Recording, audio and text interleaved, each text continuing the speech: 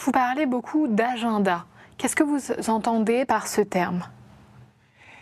Parce que... non. Vous voulez que je la repose? J'aurais bien aimé pouvoir expliquer ça en anglais, mais les gens ne comprendraient pas. Agenda, en fait. Moi, je pense que les élites, tu vois, et ça peut être les élites hollywoodiennes, les élites politiques, les élites des pouvoirs mondiaux, en fait, on est en train de forcer, tu vois, ce agenda transgendre ou le changement de sexe, on est en train de l'imposer. Et en fait, la communauté LGBT, c'est le masque qu'on est en train d'utiliser pour faire passer tout ça, en fait. Et pour moi, cet agenda, en fait, on veut diminuer le nombre de... ça a à voir, hein, on veut diminuer la population, en fait. Plus de personnes qui ne font pas des enfants, c'est mieux, quelque part. Moi, je ne sais pas, quelque part. Il y a tellement de choses à se dire, parce que je peux dire tellement de choses là-dessus, mais je pense réellement, tu vois, il y a un agenda. Et cet agenda, il faut le dire, il ne faut pas tourner autour de le pot. Le agenda, c'est de dépénaliser et décriminaliser la pédophilie. Est-ce que vous pouvez nous expliquer ce que vous entendez par là? Waouh! Ouais. Allez-y. OK. J'ai quelque chose parce que j'avais écrit cette chose-là. Et je dois trouver la bonne chose pour vous expliquer cette chose-là. Oui, c'est délicat. Prenez votre temps. Exactement. Pourquoi les pédophiles s'intéressent énormément à la communauté alphabet? La communauté alphabet, c'est LGBT+. Chaque jour, on ajoute une autre, tu vois? Tu sais, aucune pédophile veut aller en prison parce que c'est quelque chose qui est un délit criminel. On le sait très bien, tu vois? Et dans le milieu très connu et très visible, même si on ne le dise pas ouvertement, on sait que c'est une pratique qui est parmi ces personnes-là. Ils sont quelque part mouillés. Allegedly. C'est important de le dire. Parce qu'ils le disent entre eux.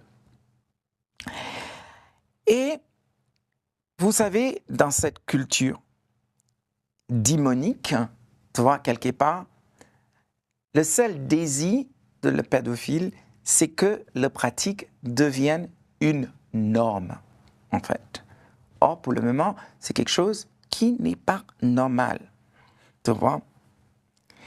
Et ils veulent maintenant que cette norme soit écrite dans le code pénal pour décriminaliser toutes ces choses-là. Encore, c'est quelque chose que moi, je pense vraiment au fond de moi. C'est quelque chose que je pense, en fait. Et il faut savoir... C'est quelque chose qui vous touche. C'est quelque chose qui me touche personnellement. Par votre vécu. Exactement. Tu vois? Parce qu'ils veulent absolument que ça soit écrit dans le code pénal, qu'est-ce qu'on va faire? On va faire tout ce qui est nécessaire et on va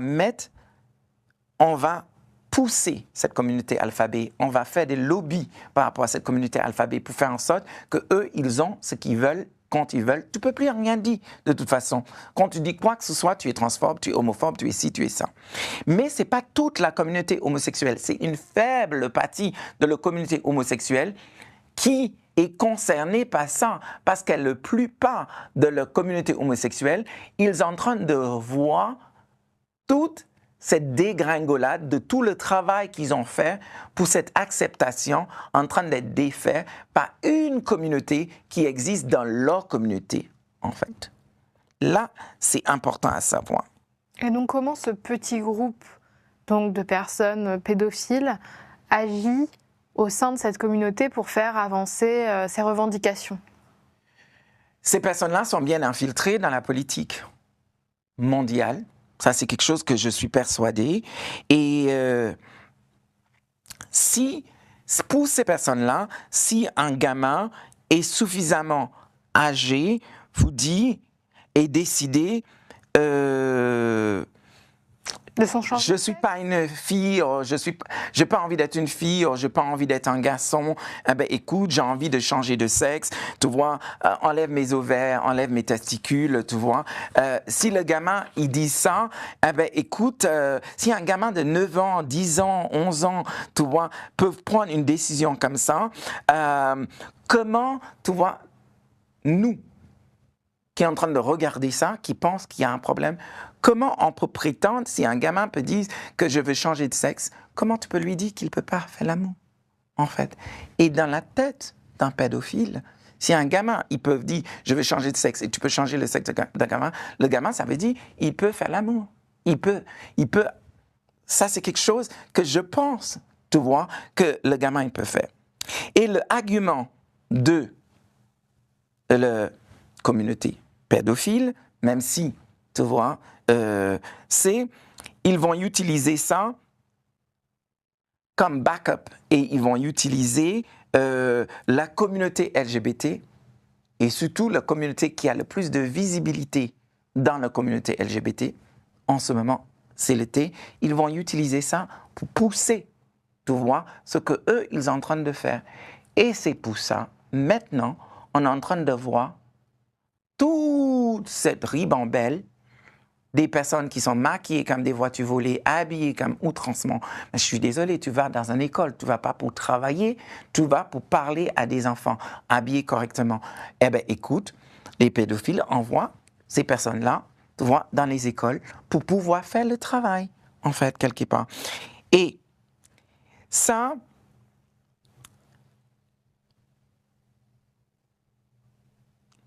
dans l'OSP, en fait, et dans leur rationalisation, en fait, c'est ça, c'est l'argument ils vont utiliser. Si un enfant peut dire je veux changer de sexe, si un enfant dit que je veux pas mes testicules, je veux pas mes ovaires, je veux pas avoir des enfants, des choses comme ça, eh ben écoute, ils vont utiliser cette rationale devant le chose pour dire, eh ben, écoute, maintenant, on peut dépénaliser, on peut y aller, tu vois, dans le criminal code, tu peux le rendre, tu vois. Je vais réagir à ce que vous êtes en train de dire.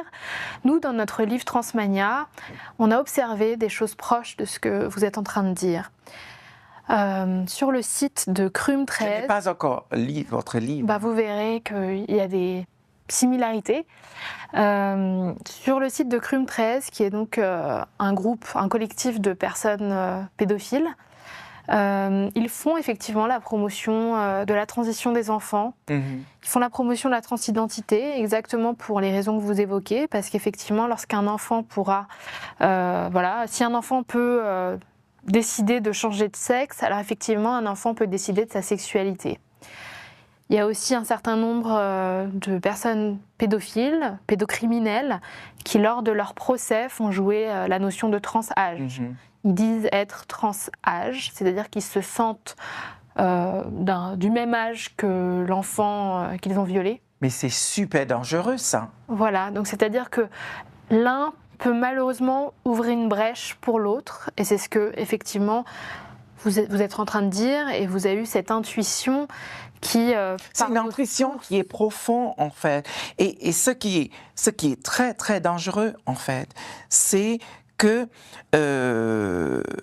la communauté alphabet, comme je disais, c'est le masque que les pédophiles utilisent, tu vois, pour faire passer, tu vois, cet agenda de normaliser, tu vois, ce qui est en train de se faire. Et ce qui me gêne et ce que je trouve blessant et irrespectueux vis-à-vis de l'enfant, c'est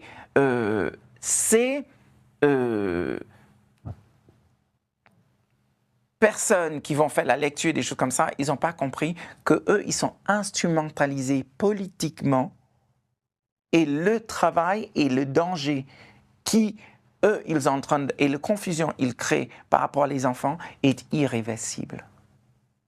Mais vous vous rendez compte que ce type de discours aujourd'hui, dès qu'on parle de pédophilie, dès qu'on dit qu'il se passe des choses un peu en souterrain, on est directement qualifié de complotiste. Qu'est-ce que vous répondez à ça ?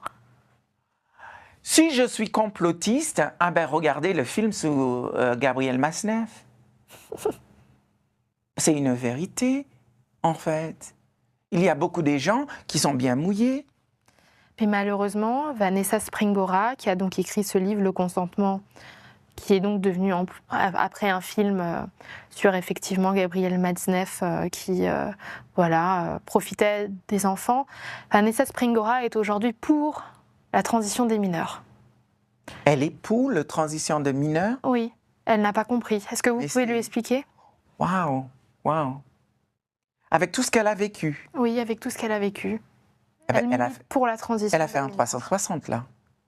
Vous auriez un message à lui adresser? J'aimerais bien assis avec elle et comprendre. Parce que moi, j'ai vécu le viol par rapport à des adultes. Je ne suis pas un adulte, en fait. Je me rappelle la première fois. Je me rappelle santé, tu vois. C'est comme si c'est un couteau qui m'a percé le dos. Je me rappelle, tu vois, d'être assis dans le mar de sang, en fait. Parce que mon corps n'était pas prêt pour ça, en fait, et la personne n'était pas petit, tu vois ce que je dis? Moi, j'arrive pas à comprendre. Je pense que Là, vous êtes en train de m'apprendre quelque Je chose. pense que beaucoup de gens ne font pas le lien et pensent que donner des bloqueurs de puberté à des enfants ou les faire transitionner, c'est les protéger. C'est Non. l'intérêt supérieur de l'enfant. C'est d'ailleurs ce que le défenseur des droits a publié la semaine dernière, au moment où on tourne cette vidéo. Donc effectivement, il y a toute une partie des gens, et dont en fait des femmes qui ont effectivement vécu le viol enfant, qui n'arrivent pas à comprendre que protéger les enfants, c'est aussi les protéger de ces transitions-là et de certaines personnes qui peut-être derrière Mais ne il n'y a sont pas pas très de bienveillantes. complotisme de vouloir protéger des enfants, tu vois. Un enfant, son corps n'est pas fait, il n'est pas terminé, en fait. Il n'est pas encore arrivé à cette étape de sa vie où, tu vois, son sexe est fini, tu vois. Elle n'a pas encore les seins. Pourquoi bloquer toutes ces choses-là, tu vois, quand le gamin n'est même pas en puberté?